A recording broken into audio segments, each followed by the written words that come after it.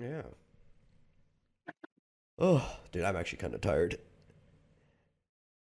Little emotionally fatigued. I just read the bad news that Gilbert Gottfried passed away. Yeah, that sucks. I'm gonna get a shirt on, not because I'm gonna get be on camera or anything, but because it's getting a little chilly in here. Oh, that's fair. This is not that anybody can see anything. This is audio only anyway. Ah. Yeah. Ugh. It's actually really warm where I am, but that's to be expected of Texas this time of year. Well, it's warmer. It's warm around where I am too, but I'm in the house right now. Between Mm. AC and the fan, things are getting a bit chilly. Yeah. Yeah. I live in Florida. It gets really warm, Oh yeah, definitely. so a, the AC sometimes has to overcompensate. Mm-hmm. Yeah. No, I understand that. It's the humidity is the worst part because I think temperature wise, we're probably about the same, but Yeah, ain't no place like Florida the humidity. humidity in Florida is pretty bad. Shockingly enough, in certain places in Georgia, it's way worse though. Oh Like yeah, well it's just a swamp. The whole I state. say that by experience. I used to live in Yeah. Georgia. Whole state's just a stupid swamp. Yeah, you freaking legs stick to the seat all the time in Georgia. It's crazy. Yeah. Well, it's like I mean, even Florida, right? Like North Florida is just South Georgia. That's all it is. And North then Florida is South Georgia. I used to live relatively close to it, so I can confirm that. yeah. So, would you like to introduce yourself into the audience? Sure. You call me Carl or Carltoons or Pennsylvania. I go by a lot of names, but I'm just sort of, doing my thing. I'm an amateur cartoonist, draw my own webcomic, like video games and anime, the usual. The usual.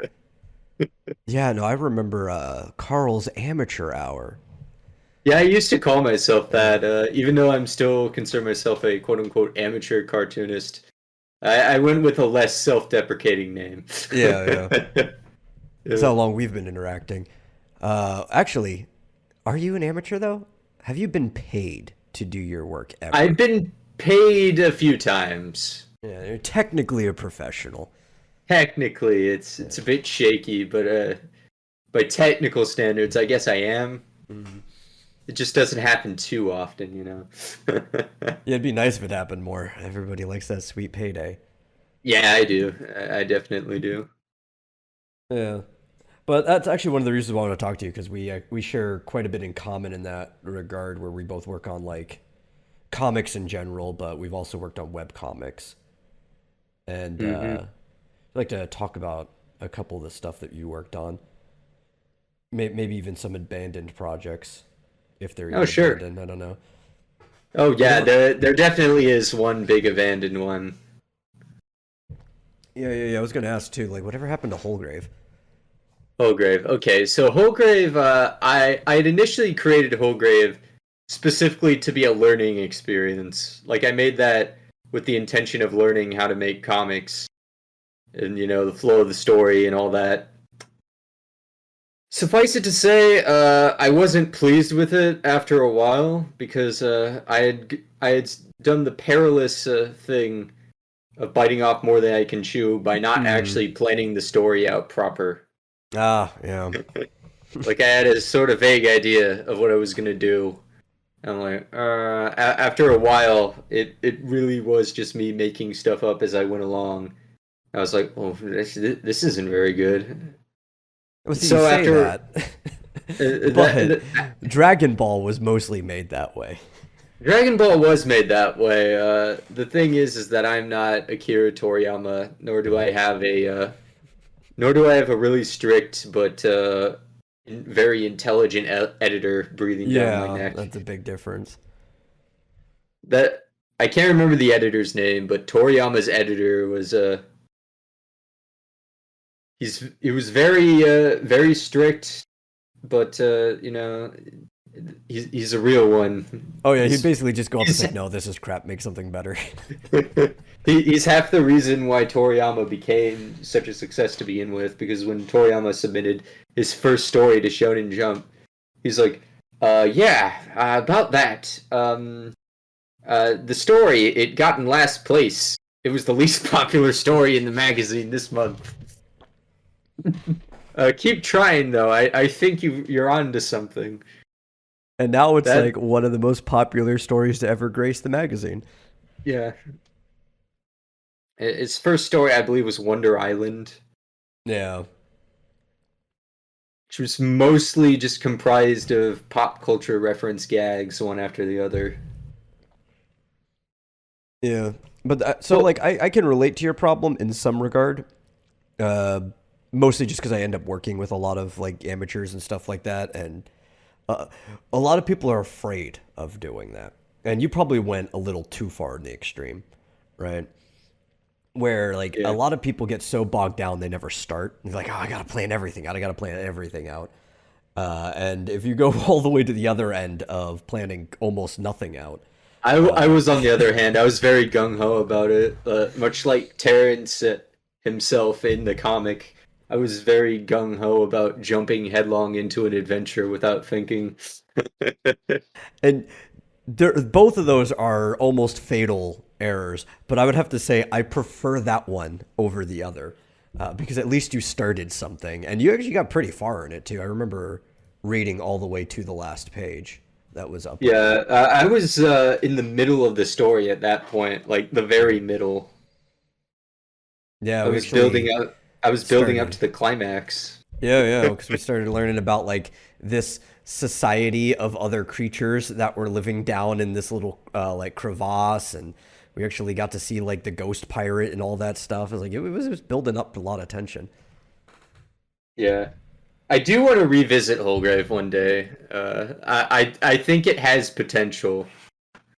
Oh, it definitely does. No, I was It's a enjoying it fun a lot, setting. if It's a that means very fun anything. setting. And I think it was a really good story for showing off the major influences of like your artistic stylings, the voice that you create, because it was able to kind of pull off both the like Popeye actiony angles, but also able to use off a lot of like the mechanical structures that you pull from like Tezuka, which are always Yeah, the two things that I really see in your work when you draw stuff. yeah. I'm a huge fan of E.C. Seeger. I'm a huge fan of Thimble Theater, but I'm also a huge fan of Tetsuka's work, especially Astro Boy and especially Phoenix. Yeah, Even Leo or Kimba, as it was called over here, Kimba. Yeah, Kimba the White Lion, and of course Dororo. Dororo is another great one. Excellent yeah, manga. yeah. No, Tezuka's work is great. You even could call him the father of manga in many ways. Hmm. And of course, his influence spawned the other great manga artists of that early period. Yeah, He heavily influenced Mitsutaro Yokoyama, the creator of Tetsujin 28. He create, he, then Tetsuko went on to influence one of his students, Ishinomori, and Ishinomori went on to create 009 and Kikaider, and a bunch of superhero properties that were turned into live action properties as well. yeah. Created Skullman, which is a fantastic one shot. Also had a fantastic continuation manga in 1997 done by a different artist. I remember that. And Yeah, and then Skullman went on to be the blueprint for Kamen Rider. And that took off. Meanwhile, Ishinomori influenced Go Nagai, and Go Nagai was friends with Akira. I mean, not Akira. Go Nagai was friends with Ken Ishikawa, one of the goats in my opinion, one of the yeah, biggest, best manga artists of all time. And both of them bounced off of each other. They influenced each other's styles, and they created some of the greatest super robot or mecha manga of that period between Mazinger Z and God Mazinger and all of the Getter Mazinger. Robos. I love Getter Robo. Oh yeah. all the main Get a Robo manga, and Well, see, that even you showed bringing that the up too is something that I laugh at, right? Because yeah especially right now, the fad might be dying in pop culture, but it's something that kind of like comes around here and there over and over again throughout the years. But in the West, we have like a fascination with the superhero, as we call it, right? yeah. The caped vigilante that is more than man. But like they always think, oh, Japan, it's just shonen. There's not a lot of superheroes, and like shonen tends to be like the big thing for maybe the last 20 years, even I'd though a say lot of Shonen shonen battle is manga has a superhero. bit of similarity to the Yeah, American superhero, just a but even bit. like the oldest versions of shonen were Yeah, superheroes. If you go back yeah. long enough, like even Astro Boy is a superhero just straight up, and like a whole bunch of the ones you mentioned, it's like they have a rich history of superheroes, and I think people either a forgot about it or they don't recognize what they're looking at. I mean, even the super robots to an extent. Like, there is a lot of superhero DNA in that, Yeah, especially with Mazinger. yeah, definitely Mazinger. But then you have like 009 is definitely a superhero story. Hmm. And Birdie a the great Mighty one. is a fun one too. Yeah. All kinds of just like vigilantes in the classic sense. And people just, I don't know, they just ignore it or don't know. Maybe they just don't know. That could be the thing. It's probably the latter. I don't think it's any kind of willful ignorance. It's just a form of tunnel vision that isn't even like it's not even entirely the fault of people who think that way, right? Yeah. Because these properties are really old and they're not, the most of the people who think that way don't, they don't live in Japan, so they don't see like legacy merch for like Tetsujin 28 and Yeah. stuff and go, oh yeah, that's that really old show that my grandpa liked. And the best chance they might have is every so often Netflix might do like an animated movie for 009 or something like that. And it'll be like, Yeah. what is this thing? Of course, we do actually have that experience with some anime. Speed Racer is one such experience. Oh, yeah. Like people can easily point to that and go, "Oh yeah, my grandpa watched that show." Yeah, I love Speed Racer. Yeah, Speed Racer is another great example. One of the early anime slash manga. It Yeah. was just really, really influential. And it got a really hokey live action movie here that Yeah. I think probably has flavored a lot of people's opinions on it. Which is funny because I don't actually think the movie, as much as people say, oh, well, this is just like the show, but in live It's action. not. And I just, It's nah. not. It's actually Ironically more enough, like I feel. Wacky Races than anything. They should have just made a Wacky Races movie. Ironically enough, I feel like the cartoon was more down to earth. Like the freaking Mm. anime was more down to earth than the live action movie. I think because of the way the dub was done, a lot of people think the characters were cornier than they actually were. I mean, the show, like original or dubbed, it was still pretty wild, but it Yeah, was but it was also more played exciting. straight. Yeah, it Like was a, more like a exciting race. and it was Yeah. played straight. You know.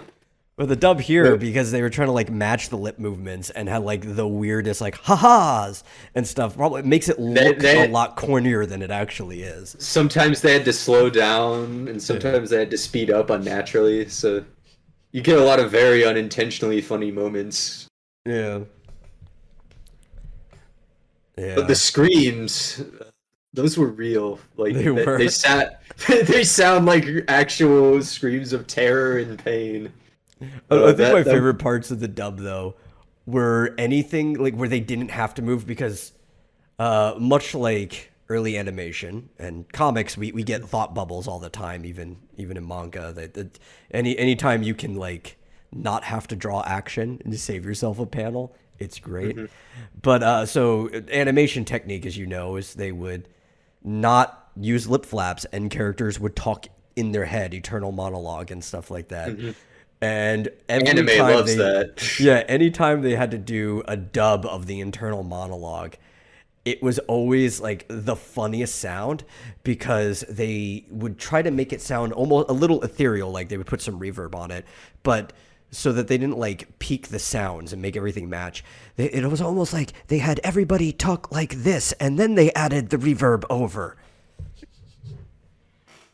Uh, the dream sequences were even better in that show. Oh yeah, yeah. That one wild ass dream sequence where Trixie finds Speed and it turns around, he's like a freaking goblin. That was great. That was great in the English dub. That was A+ material there. Oh, I need to go rewatch. It made that so scene even wilder. Yeah, it's a fun watch. I remember watching. What is it? What did I used to watch it with my parents when I was real young, with like reruns coming on. It was before Boomerang was a channel, but like it had to be maybe early mornings on Cartoon Network. I don't even remember, but it's a good experience. I think more people need to watch old shows like that. Definitely. Yeah. So that. Oh, you continue. I was gonna say, what are you working on these days? Oh, I'm working on Barrel Shell currently. It's a story that's sort of set in the same world as HullGrave, but not. I guess you could say that HullGrave's world is kind of the prototype of Barrel Shell's world, as a lot of elements carry over, including shells, like the power armor. It retains the same name. I just made them much bigger. Yeah, kind of like actually, there's another like Toriyama thing, right, where he went from Doctor Slump to Dragon Ball, and they kind of take place in the same world, a lot of carryover, and then eventually he just dropped the characters into the same world. Yeah, pretty much every Toriyama manga kind of feels like it takes place in the same world. Yeah. Most of them. Anyway, Barrel Shell. More or less, it's the story of a independent group of freight flyers who are basically like sky truckers in this world. Their purpose is to deliver goods to and fro. This specific main character group, Crack and Barrel, led by Frederick Newman, their goal is to transport and protect artifacts of strange and dangerous origins, more or less. You know, from various ne'er-do-wells and pirates and all that, and monsters. And the result is them going on exceedingly wild and insane adventures trying to protect their cargo, as well as retrieving cargo and, rescuing trap miners. Yeah, just normal do-gooder stuff here and there. Yep. Yeah, it sounds like a fun idea. I just need definitely just need a single panel. With the twist that, since they're mercenaries, right? They're doing this for pay. Yeah. So it's kind of a twist. Like, they're good guys. I wouldn't say they're villains or amoral or even anti-heroes. But the notion that they're kind of doing this for pay, I feel it sets things off just a bit to the point where they're not like 100% completely goody two-shoes. And I think that will be a source for conflict in the future. Since, unlike HullGrave, I planned the story out, like actually physically outlined it on paper with ink. Yeah. Well, so like going back to what I was saying before about like people who feel like they need to plan everything out and they never get started versus what you did. Mostly what I recommend to people is to just make a structural outline. They don't need to plan every single detail. As long as you just have an outline to guide you, you can kind of just explore things from there. It's all the benefits of writing by the seat of your pants without any of the negative consequences of it. Yeah. You don't really back yourself into weird corners that way. Yeah. Yeah. I was saying, though, I just need you to include one panel somewhere where somebody gets mad at your character and he just does the Jerry Seinfeld, Newman. Newman. Yeah. I don't want to spoil too much, but that last name, that actually is an important aspect of the narrative and even the themes of the work. Yeah. No, that's definitely good. I like it when people do think about like either metaphors or sometimes actually just like continuity ahead of time where certain aspects of the characters aren't just like random. Like there's actually some driving purpose to why that maybe a character has a name or Maybe they were given like a birthmark or a scar or something early on. Because a lot of times it like you can tell when somebody's like, I'm just gonna give them this thing, and then later on they're like, well, now I need to make it seem like it was important. So retroactively, they just add something into the story. Yeah, Rick, I thought about who he was as a person ahead of time and what could have possibly made him that way. He doesn't really have what I would call a tragic backstory or anything like that, and I haven't really covered the character's backstory at all yet. I do Yeah. have a backstory planned ahead for him, but it's not necessarily what I would call tragic, but it is kind of rough. Mm. Uh, it'll be That's probably fun for the though. best. Yeah, it'll be fun though. Not necessarily for him, but he's Yeah. already over it, right? Like that stuff happened in the past. Yeah, yeah.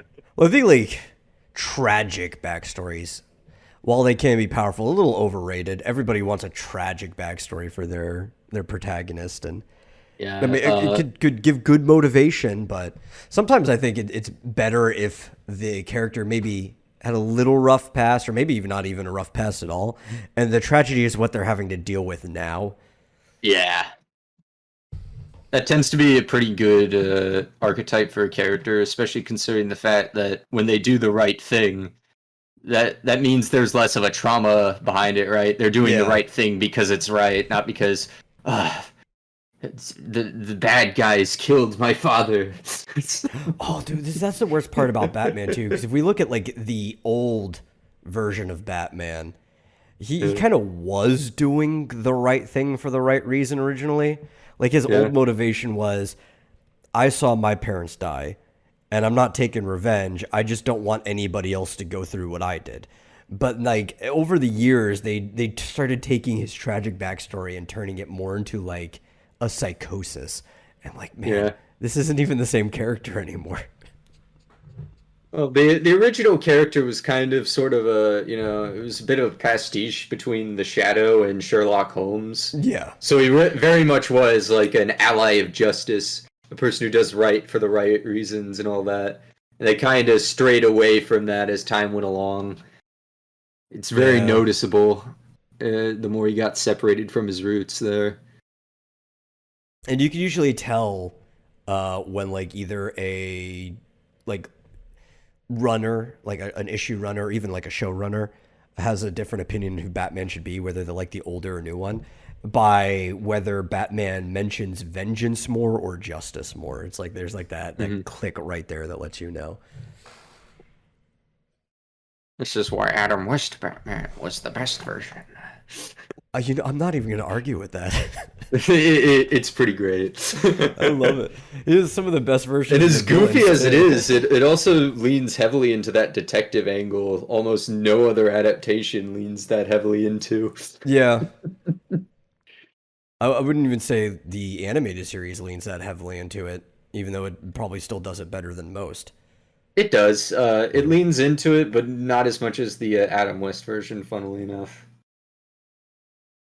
That's the I only love one that where version. Batman is actively trying to solve mysteries and hunting down the villain through clues and cryptic riddles. And other adaptations do that sometimes, but far less.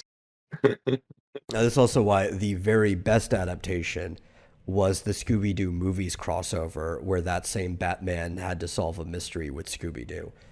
Yeah, that's the real one. That's Mm. the real G. Real detective work going on there. Yeah. Yeah. And while Crack and Barrel isn't a detective agency, there is a bit of a mystery solving element in Barrel Shell as well. Ah, I love mysteries. They'll be doing some sleuthing, some Indiana Jones style deciphering and stuff. Oh, There's a nice, bit of nice. adventure here.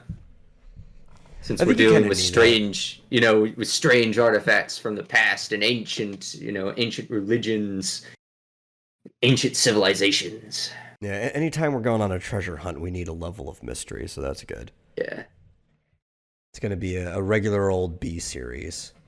Well, a yeah, not so regular old B series. yeah. Stuff like Tintin and Indiana Jones was a big influence, in addition to all the other more obvious ones. Yeah. Yeah, yeah. I noticed you mentioned this in your latest news post too, and I hadn't been following as closely since HullGrave went on indefinite hiatus. Hmm. So I was like, "Oh, barrel shell. That sounds cool. What is that?" So I'm glad you explained that to me. Oh yeah, I'm happy to. I'm happy to introduce someone to this because it is every bit as much a passion project as Wholegrave, if not more. And unlike Wholegrave, I'm pretty sure this specific version of Barrel Shell, the one I'm writing now, actually will be a finished story Yeah, probably. when it's done. uh, Yeah, I got actually while I'm here. it's also got a lot more action than Wholegrave. Yeah. You know, since the main characters aren't old men, the characters are youngsters with big robots. I'm gonna go find this on Webtoon, and I'm Oh gonna yeah, go thank you. follow it so I can read it later. Because you're already 6 pages in. Well, at least what's available anyway. I don't know how many you have finished. Oh, those aren't 6 pages. Those are 6 episodes. Or Like six each episodes, yeah. each Well, are you episode doing is it? multiple pages. Oh, so Yeah. you're still doing it like Wholegrave. I wasn't sure if you started moving to like the Webtoon format or if you were still doing multiple pages at a time. Nah, I'm not gonna do page by page. Okay. My barrel shell updates are kind of sporadic because I'm not doing it page by page.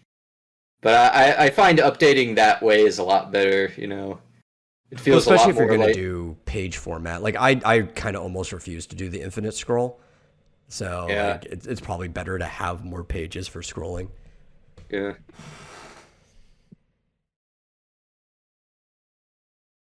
But it does look As good. far It's as far as everything I format expect is from you. concerned, yeah, as far as format is concerned, Barrel Shell is structured in individual stories. You know that they're sort of like volumes almost, not like quite the length of a manga volume, mind you, but basically it's kind of structured in volumes so far.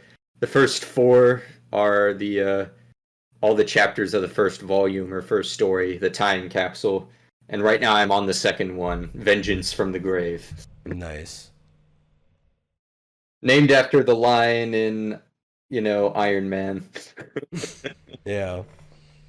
I'm a fan of Black Sabbath, so I referenced their music, and I think I will continue to occasionally put musical references in Barrel Shell. It's not going to be like a Guilty Gear slash JoJo thing where Mm. everything is a rock and roll reference. But it's still gonna be there. I can't not put references to rock and roll and metal in there. Oh, I don't blame you. I also really like Sabbath. I grew up listening to like my dad's tape of Paranoid, Mhm. but it was like magnetized, so it would go like, and so like every so often you would Yeah. just like the sound would cut out. So the very first CD I ever bought with my own money was Black Sabbath's Paranoid, so I could listen to it Oh without man, that's interruptions. rad. Yeah. Yeah, that is rad. As for the antagonists of Barrel Shell, they come in primarily three flavors, I guess. One is just regular plain Jane monsters. The other is the nefarious pirate organization, the Jolly Rogers, who are Hmm. comprised of modified men, machine men, as the the book actually calls them, Oh yeah, I like as that. well as as well as the ancient idols the pirates are reawakening, known as the Hecaton. Mm. Okay. The Yeah, yeah, yeah. Hecaton were initially these sort of weird, goopy biological supercomputers an ancient civilization created in order to make into gods. The problem is that these abominable creatures, according to their mythology, were rejected by the heavens. More or less, their physiology breaks down in sunlight and is heavily weakened even in starlight during night. So they Yeah. created giant idol bodies for them to pilot and command. Okay. And I'm guessing they are named after the Hecatoncheires. Yes, they are. Yeah. I'm glad someone noticed that. Yeah. I'm a I huge read the mythology story, nerd. of the Hecaton Curies, these multi-faced giants who killed the old gods. I'm like, yeah, I'm gonna use that name. That's a good one. Yeah. Well, it's like if you even go into the myth, right? Like everybody in the modern day thinks Zeus killed the Titans by himself, mostly because Disney gave them the wrong idea, where he Yeah. like threw them in Tartarus under the ocean. But like he had his siblings to help, and he had the Hecatonchires and the Cyclopses all helped him, and it's like this was a huge war between many different individuals. Yeah. I don't really consider this as spoilers, but I haven't really mentioned it in the plot yet, but I'll talk about it anyway because it's not really much of a spoiler. The Hecatons were in fact created to kill off the gods older than them. Oh, These nice. gods were not the gods that man made, not the gods of technology necessarily, but the gods of nature. You know, these were more, these were a more magical force almost. And their influence does in fact carry on into the various monsters that can be seen in the modern world. But these ancient these ancient nature gods were defeated by the Hecaton, these machine gods. The problem is that now the Hecaton were in control. They started, you know, enforcing their own brand of tyranny over mankind, and it was even worse than the tyranny of the nature gods. Yeah, yeah, that's So the it's a very Atlans, strong allegory there. the Atlans, the original creators of the Hecaton, were so terrified by the new world they had created that they modified their flying cities to fly into space. Whether or not they survived the trip, no one really knows. But the flying cities that did live caused such an impact when they lifted off, all at once that it split the planet into pieces. So now, there's sort of these floating islands and continents sort of orbiting around the world. A lot of the major countries and stuff are on massive plateaus that are on jagged plains of rock that overlook massive, craters and, bits of nothing and bits of desert below them, which is actually where places like HullGrave come from. Yeah, yeah, yeah. As you were describing it, I'm like, this just sounds like your other story. Yeah, the Wholegrave actually would have involved the ancient Atlans as well. The end of the story I had planned, which was just about the only thing I had planned, would involve Nathan and Terrence escaping as Wholegrave's ghost raises one of the ancient Atlan cities because he wants it all, baby. His greed wants to consume the entire world, man. Well, it'd be pretty cool if we just saw like the some of the characters randomly in the background at some point in time. Well, funny you mention that because one of the characters from Wholegrave, Ellie, is actually in this story. Oh, Like she's nice. not I'm gonna look not even out. a cameo, not even a cameo either. She's actually She's just one of in the the story. she's a supporting character. Oh, nice. Um, and Diver Shell is back, and it's Ellie's shell now. But obviously, because the shells in Barrel Shell are way bigger, and are Yeah, basically mechs instead of just simply being power armor, Diver Shell is now huge. nice. It's much bigger now. Nah, dude, you're getting me excited. I'm gonna have to binge this as soon as we're done with this Yeah. and I finish like processing the interview. Yeah. As for different shells, basically each shell is created with specific purpose in mind, though they can do multiple things. Barrel's kind of a special case because he was originally a lumber robot made to haul logs and stuff, but he was modified to deliver freight and to protect freight from pirates. And because of that, Barrel has kind of been, over time, modified so much that he's now considered a multi-purpose machine. Like, he's sort of a jack of all trades. He can be modified to any purpose that the situation demands. That's good. Yeah. Kind of in video game terms, he is a customizable character, a customizable mech. Yeah, it was actually like it's a series that I really liked. That basically the whole series was like that. It was you remember Metabots? Yeah, I remember Yeah, Metabots. and you like kept winning parts off of people, and you would use them to upgrade your Metabot and stuff. Yeah, That was like custom a Robo as well. custom Robo too. Yeah. Yeah.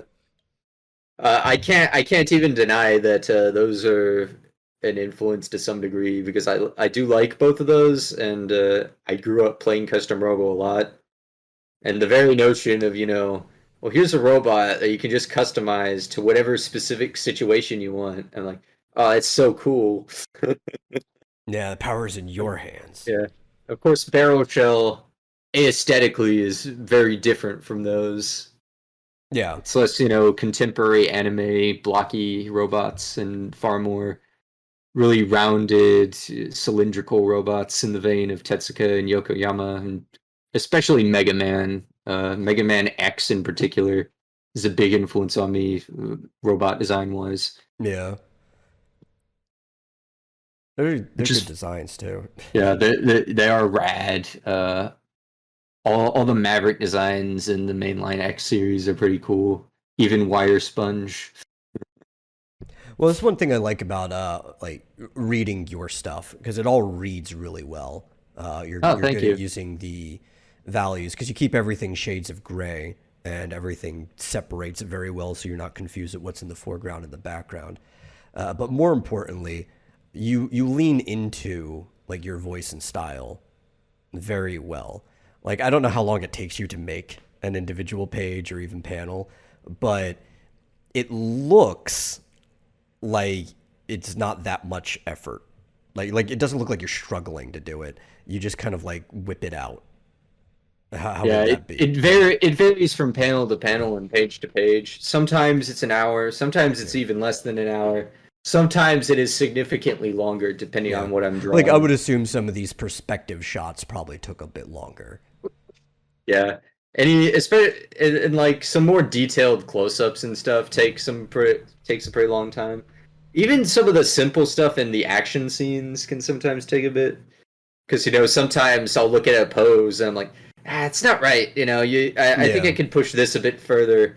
Or I think this is too far. I think this kind of breaks the anatomy of the character, or even the Hmm. machine. Sometimes, even the robots. Sometimes I'm just like, yeah, proportionally, this doesn't really make much sense. I'm gonna have to dial some of this stuff back.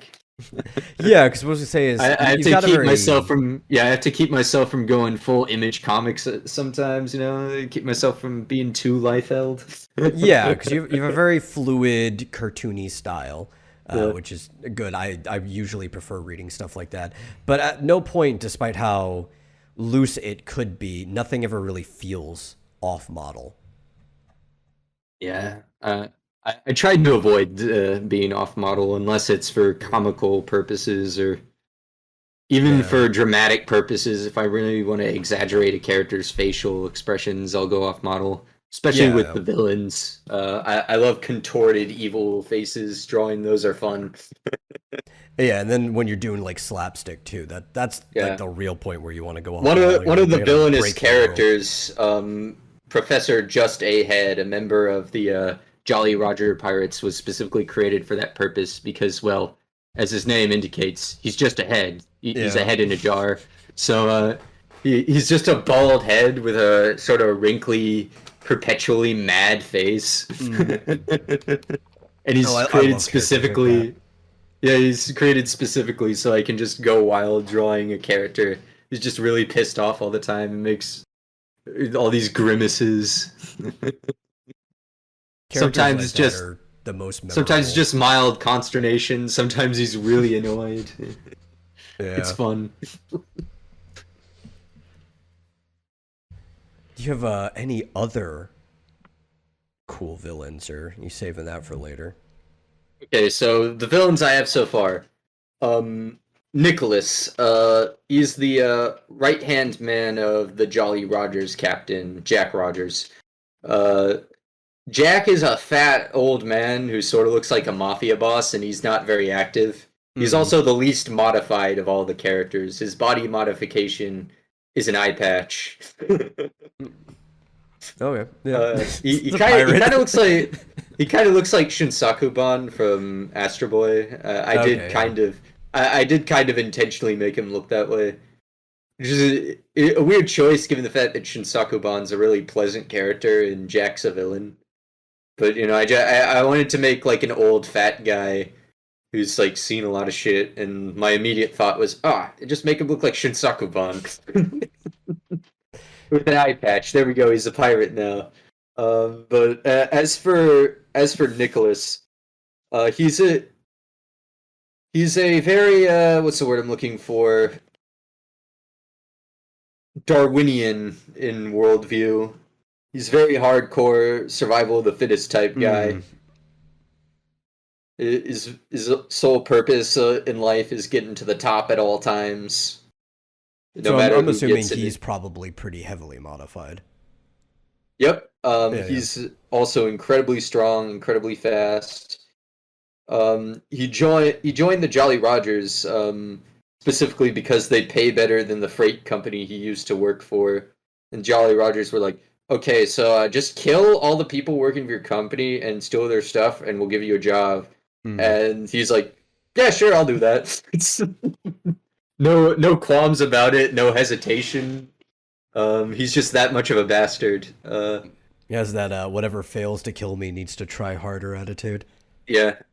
He serves as the rival to Rick, which is really funny. I didn't even intentionally mean for their names to rhyme, Rick and Nick, but they did anyway. I'm like, oh, okay.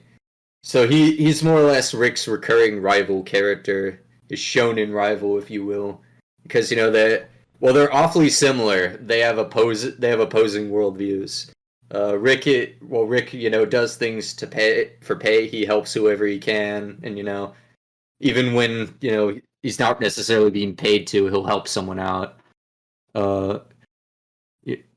And in a sense, I guess that is what makes Nicholas his opposite. Yeah. In spite of being very similar in terms of skills, in terms of experience, and in terms of basically everything else, Nicholas is all about looking out for number one, which is why the pirates, accommodate him so well, and why he's second in command of the Jolly Rogers in the first place. A man who's that cutthroat could easily reach the top. Yeah. But in the very first story in Time Capsule, Rick kills Nicholas, straight up puts a bullet in his chest. And at first, that seems like the end of him. Not too much of a spoiler, since in the very prologue of the next story, it shows that Nicholas is about to be revived through a evil techno magic offered by one of the main villains. But basically, that death signifies the final ounce of humanity Nicholas had being snuffed out for good. Now that when Nicholas comes back, he'll be nothing but a mechanical monster. He'll still be, looking out for number one. He still have his personality. But now it's good and evil becoming more so, right? Deceitful men shall wax worse is a very good statement from the Bible. That is more or less what's going on here. Rick, the good guy, will get, slightly better and better as time goes along. Nicholas is careening towards disaster, whether he knows it or not. Yeah. Becoming just a regular old Frankenstein's monster. Yeah. And as for the villain in question, who offers this ancient techno magic that can revive the dead, he himself is a hecaton that the pirates revived. That makes sense. Gork, that's his name for now. They do make the weapons of the gods, so that makes a lot of sense. Basically, when Gorp starts out, Rick finds him, possessing the body of a shell, of a pirate shell. Mm-hmm. After a fight with Rick, Gorp is brought back to the pirate base. And the pirates tell him, man, you can keep on terrorizing and pillaging as much as you want in this world, as long as you're with us, the Jolly Rogers. Gorp's like, I can keep on terrorizing humans and pillaging and stuff? Great. You offered me to do the thing I wanted to do anyway? The exact words are something like, tiny man is cruel and wicked, a man after Gorp's own heart. Gorp accepts your offer. I remember writing something like that, and it's just like, yeah, that's it. That That'll do. Gorp at this point sort of talks like a caveman since he doesn't natively speak in their language, right?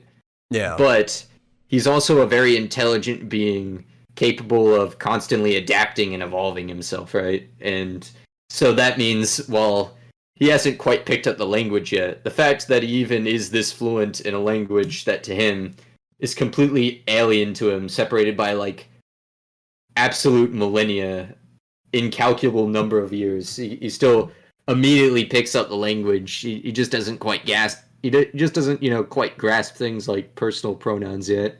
But I'll have it so that he's slowly eased into that. Like Yeah. he's gonna slowly transition from saying things like gorp to I and my and things like that. Now he's gonna slowly transition like the Incredible Hulk did. Which Yeah. I don't like Although that. I like Hulk needs to refer to Hulk as Hulk. yeah. Although unlike Hulk, specifically the MCU Hulk, Yeah.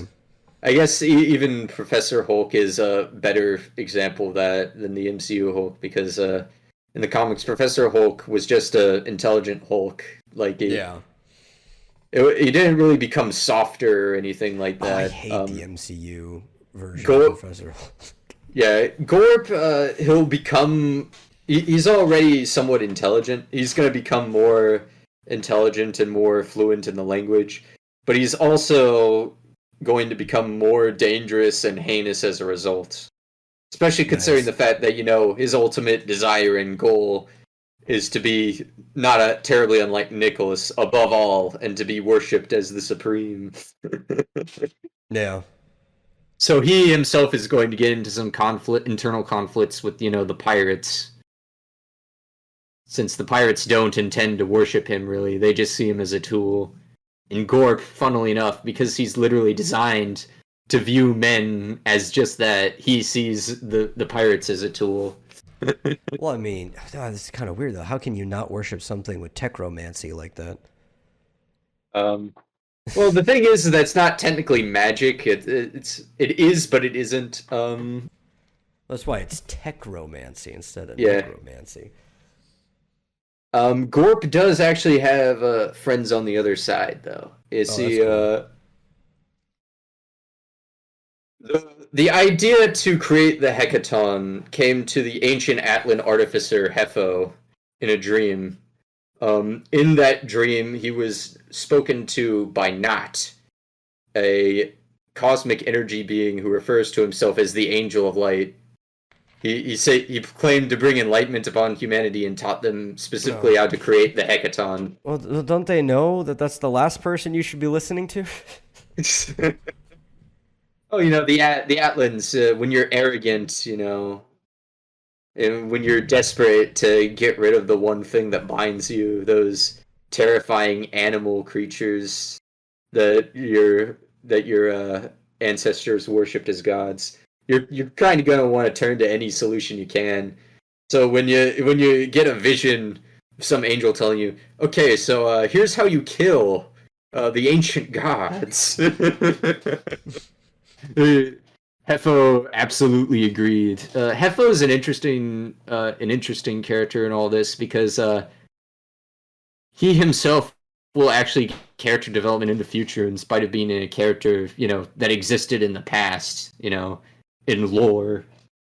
And I'm not going to do anything as cheesy as like info dumps. There isn't going to be like Dark Souls loading screens or anything in my comic book. That would be funny if you could somehow incorporate a loading screen with a bunch of information on it into a comic. I actually do have loading screens with information on it in the comic. I say at the end of certain chapters, Barrel Shell will return in a moment. I have sort of like an anime eye catch thing where and you have like information about like shells and characters and stuff next to it. No, nice.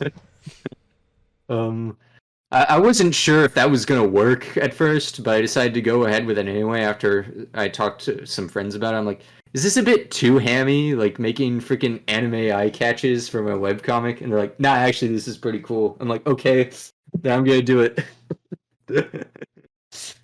Yeah, that's great. So, Let's move on to talking about comics as a medium. Oh, I the think fun that'd be fun. stuff. Yeah, yeah, yeah. So first, what attracted you to comics as a medium?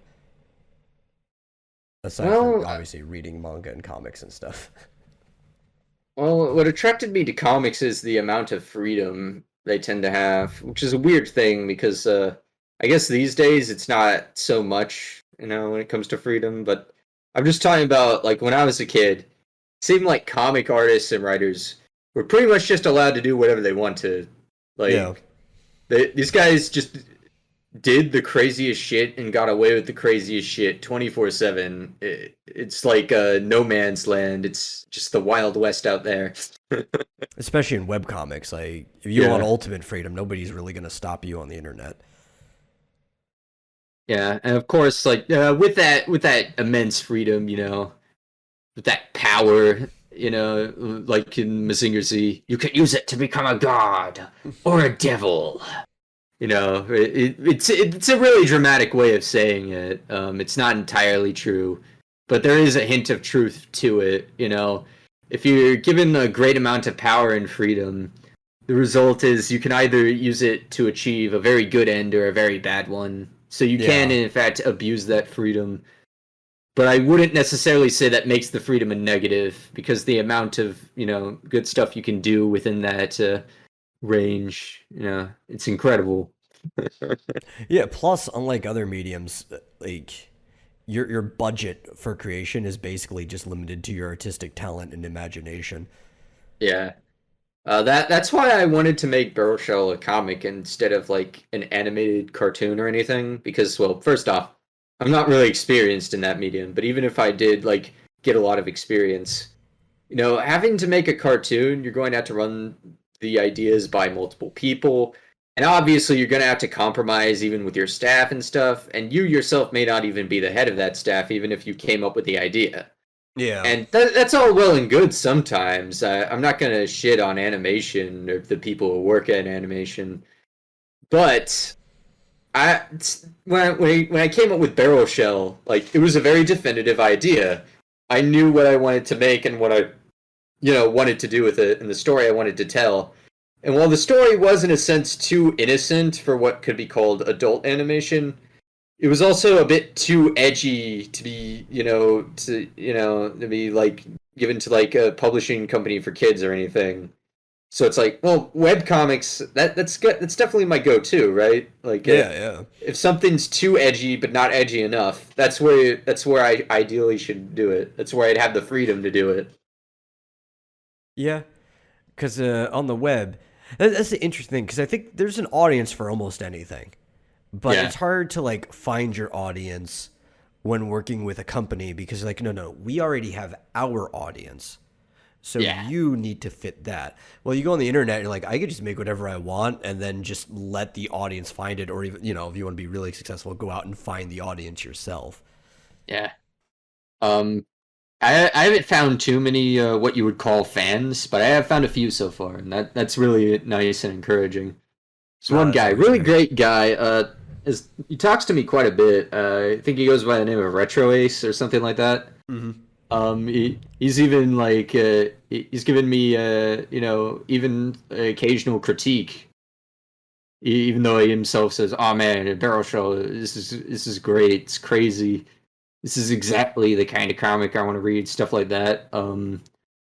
He even gave me a critique recently in my most recent chapter, specifically on Barrel's redesign. He's like, I like it, but I think like the two big like barrel pauldrons in between his shoulders that you got going on there, it's a bit too much. I think you should dial it back a bit. I'm like, oh, okay. I think I can do that. I get where you're coming from. I guess it is a bit over designed, but if you take away that one element, the rest of it looks fine. Yeah. I believe he specifically mentioned that the barrel things I put in between barrel shell shoulders for his redesign, they kind of distract both from the exhaust his truck exhaust pipes in the back of his shoulders, Yeah. as well as the sort of button jacket look his chest is supposed to have. I'm like, fair enough. I'll get rid of those in the next chapter. And I even, here's the great thing about planning. you can actually add and subtract more when you have a plan than when you don't. So in the script for the next chapter, I just put a slight alteration of the story because the characters were already going to run maintenance on Barrel at an early part in the chapter anyway. So I'm just like, okay, I'll just have them remove it, and I'll explain why. Yeah, they'll just think it's more efficient without it or something. Actually, yeah, the Johnny, the squirrel robot, who is part of Barrel's brain, he gets into an argument with the head of the carpenter ants, these little ant robots that help repair Barrel. And John and the ant, the leader of the ant, I chose to call him Solomon. He's like, "Hey, what's the big idea, huh? Why you taking that off, my boys? They were tired putting that in there." And Johnny's like, storing the extra fuel in here is kind of helpful, but the extra weight slowed us down in our last fight. We weren't as quick in the draw as we should have been. Yeah. Efficiency is always a good excuse for anything when it comes to change. Yeah. You just have to figure out why it would Especially be in more or less especially efficient. in mecha stories. Yeah. It's just like, why does the robot look different now? Okay, the real reason, it looks cooler this way and will sell more toys. But fictional reason, the old model was heavily damaged. We need to repair it with our mid-season upgrade. I'm saying that in kind of tongue-in-cheek way, not because I hate that trope, but on the contrary, I love it when anime does that. Yeah. Mid-season power-ups, regardless of how predictable they are, they absolutely real. They absolutely rule. It's real shit. Well, that's what, like, so some people I know get upset when you take things from animation and pull it into comics. But I think Oh, that's really? really stupid because They're most so of what related, though, animation like, took heavily was related. from comics. It's like, why can't we borrow some back? I mean, yeah, animation is a medium that is heavily influenced by comics, both in terms of comic strips and eventually comic books. I'm not really sure why it can't be a two-way relationship. I don't know. It's Some people especially are just weird picky. because like they don't treat it that way in France. No, they They don't. certainly don't. They certainly don't treat it that way in Italy. Italian cartoonists, they freaking rule. Like their comics look like an animated cartoon, but in still frames and like split into panels. That's how good their stuff looks. I think people just get worried because I remember Yeah. back in the, I think, mid-aughts, I was going through my school library and they had a section for manga. And I pulled out and it's like, oh, look, they have Inuyasha. But it wasn't Inuyasha. Not exactly. It wasn't the manga I wanted to read by Rumiko Takahashi. It was an anime manga where they literally just took still frames from the show and then put the bubbles over the still frames and cut them to fit the panels. Oh And man, I'm like, that's the cheapest shit, I man. know. It's like, I could I have just read remember the actual manga. I remember encountering an animanga of like Princess Mononoke, and I was Yeah. so disappointed when I opened it because like on the front it's like Princess Mononoke, the manga by Hayao Miyazaki. I'm like, holy shit, are you for real? He made it. You made a Mononoke manga. His Nausicaa manga ruled. Shit, I gotta read this. And I then opened it's it up. just It's the just movie. still frames from the movie with like text over it. Yeah. I just said bullshit. You can't do this to me. No, it's like I'll just watch the movie. Either give me an actual comic or not. I'm just like that. Ah man, you really tickle my balls here, man. It's not okay. And I love like the Inuyasha manga too. Like it's so dynamic at times, and then you just took still frames from a show to make it less dynamic. What are you doing? I wonder if they did that with Nausicaa as well, because that would be like doubly confusing. Like you go Yeah. to pick up the Nausicaa manga, like the actual Nausicaa manga. You get some cheap ass comic made out of still shots from the movie. That would be so disappointing. And I've been tempted to make a comic, which would take a really long time, where I basically just make still like fake still shots for something that doesn't exist. Like make an on a manga for something that was never animated. But if I did it though, I'd have to make sure that it still felt as dynamic as possible, which would be hard. That'd to be an plan. interesting balance, 'Cause you trying to can't make really something look do- like trying to make something look like it's still shots from animation, but also trying to make it as dynamic and free Yeah, as because a you can't do comic. breakthroughs if you're trying to make it look Yeah, like it's from animation. So that's like one tool from your kit just completely taken out. I might do that for Barrel Shell, like as a fun little side thing. I might imagine like, here's what the Barrel Shell anime is like. I'll just like do a single one shot issue of Yeah, like what the Barrel Shell anime would be like. That'd be kind of fun. it would. Yeah. Basically the key differences in my head, and I already thought of this like for a while. I'm like, well, what would a Barrel Shell anime even be like as opposed to the comic? I'm like, well, okay, just look at your influences, man. Look at like the dynamic pro stuff like Mazinger and Getter. The comics, uh, very visceral, kind of edgy and violent. Got some blood and gore, cursing, all that good stuff. And the anime, it like pulls back on a lot of that stuff. While those comics were monster of the week, the anime, even more so. So I'm like, Yeah. I guess if you like made an anime out of Barrel Shell, it wouldn't actually be a straight up adaptation of the comic at all. I'd actually kind of prefer that you just made like Toei Barrel Shell. Yeah, it would just be Just made like like a some 70s anime Barrel Shell. It's just like formulaic and monster of the week. That'd be some kind of random fun. one shot where they have to go into a mine to do something, and then for no reason whatsoever, Nick is just waiting for Rick at the bottom of the mine, and they have to fight. Oh, that'd be fun. Yeah, yeah. It just doesn't even explain why he's there too. It's just there. No, you could say something like, "I've I've come with the greatest, most powerful invention of the great Professor Head." Yeah. It's like a giant, like two-headed robot dragon or something just breaks through the wall. That'd be fun. And of course, like just like Mazinger Z, you'd have like the name of the monster underneath it when it Yeah, pops yeah. out. It's just big. That'd be great. And then you have to go and Double like, Dragonoid. Just call it Double Dragonoid or something like yeah, you that. just go and get stills from Get a Robo to It'd be color pick sick. from so you can match all the colors properly. Yeah. I'm thinking about actually doing that. It sounds really fun.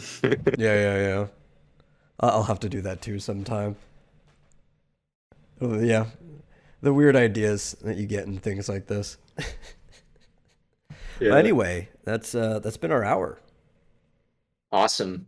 Yeah, yeah. Thanks for coming on. Do you want to direct anybody anywhere? Obviously, maybe to Webtoon for Barrel Shell. Yep. If you want to read Barrel Shell, check out Webtoon and check out my account on Newgrounds. I do post art on there occasionally, and I even post updates on the comic as well Yeah, yeah. as it's being made. I love You'll doing find that. your link in the description below, and also, if you bother to accept the project invite, on the side where people's names end up. Yeah. That sounds good to me. Yeah, yeah, yeah. Definitely check out the news. I need to check out news more often. I didn't even see your update on being back with Revengeance until I went to go like a couple days ago. I think it's when you put it up there. Yeah, back with Hmm. Vengeance. I didn't even see it until today because I was like going to your page to like, okay, let me pull some stuff up in case I need to. But yeah, again, thanks for Fun coming on. stuff. Happy to be here, man. See you later.